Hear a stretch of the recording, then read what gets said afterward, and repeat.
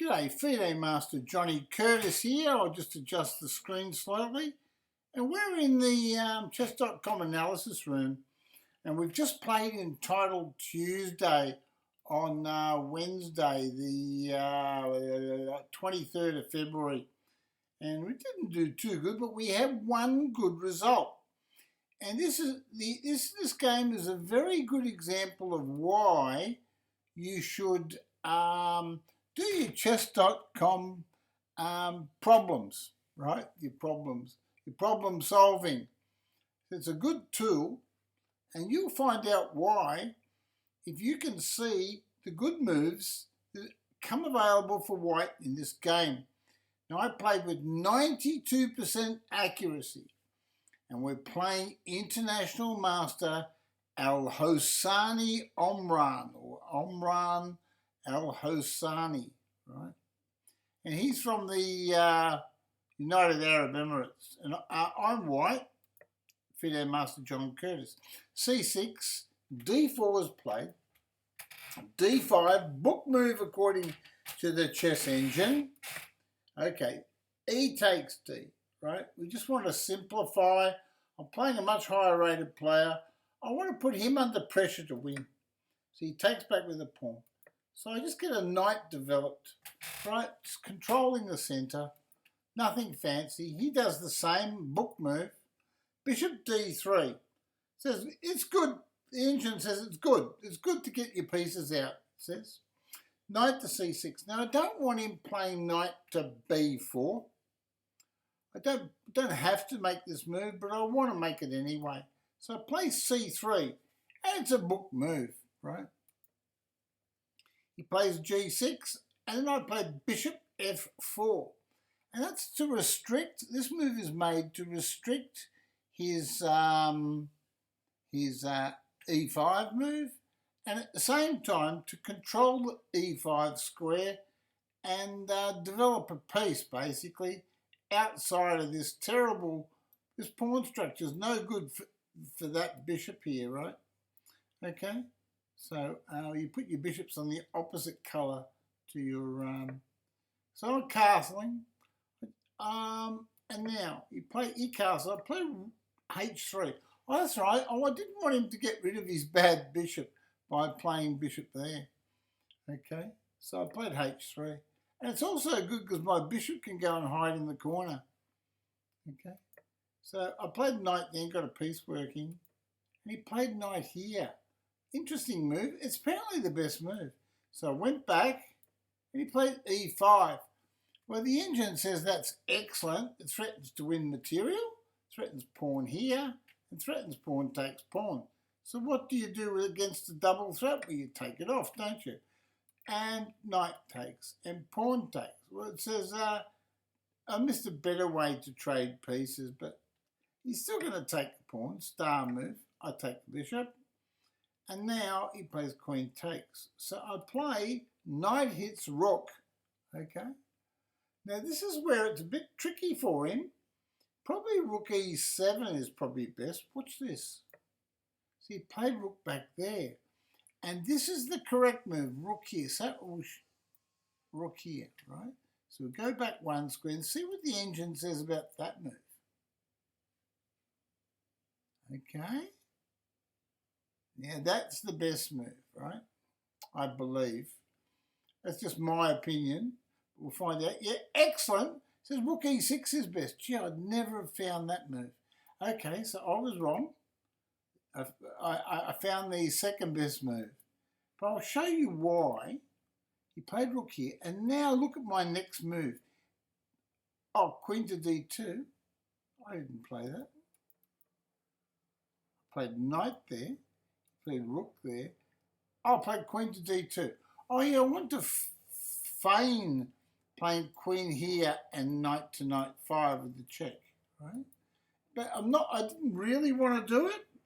But I thought, oh, then he played this bad move, queen c7. You see, what he wants to do is he wants to play knight here.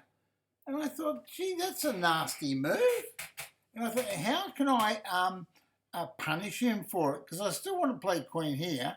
But if I play queen here, he will play queen here and he's got a good game. So I played bishop here, that's right. And I got a star move from the engine for that. I was very pleased because my bishop here on d3 was biting on granite, so to speak. So I was not going to do anything, but this way his rook's got to find the right square, not easy, and he can lose more time. So he played rook here. And it was then I thought, just grab the open file, and I get a star move for that, star move.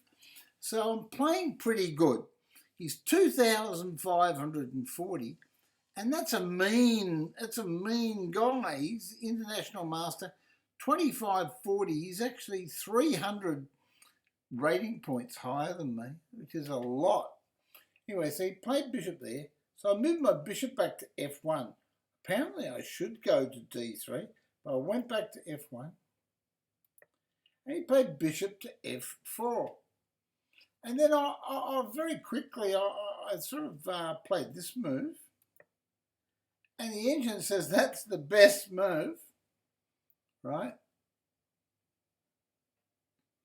And I've got a good position against him here. It's amazing, isn't it? He's got this move coming in, but he can't do anything about it. Anyway, that's the best move. Then he went there.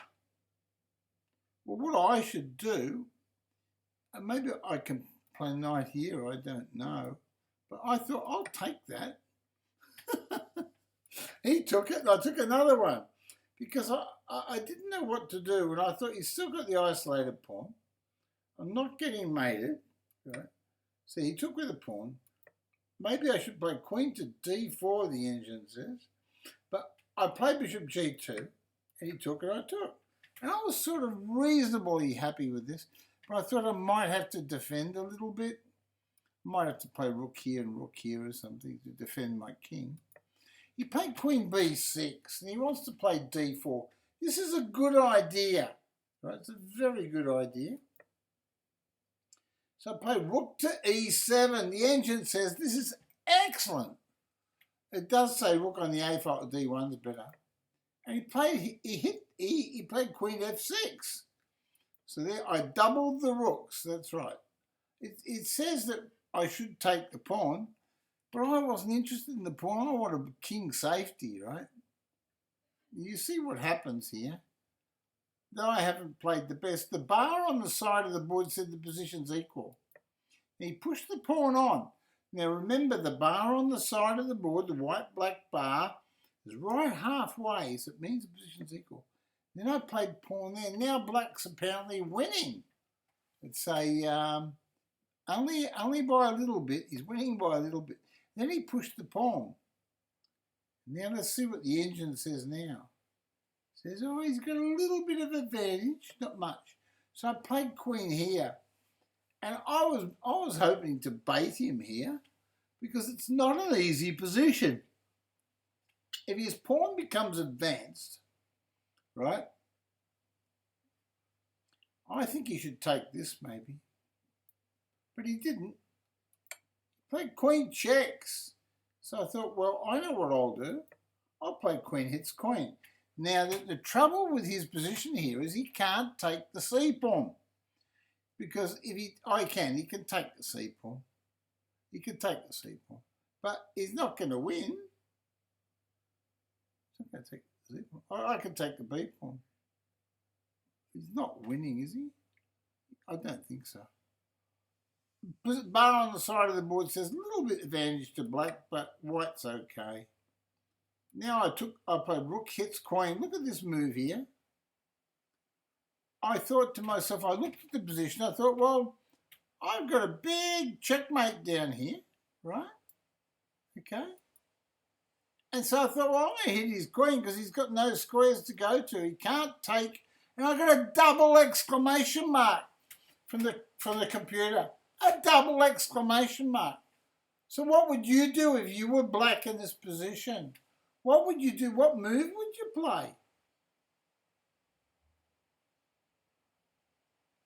Right? What move would you play in this position? Okay.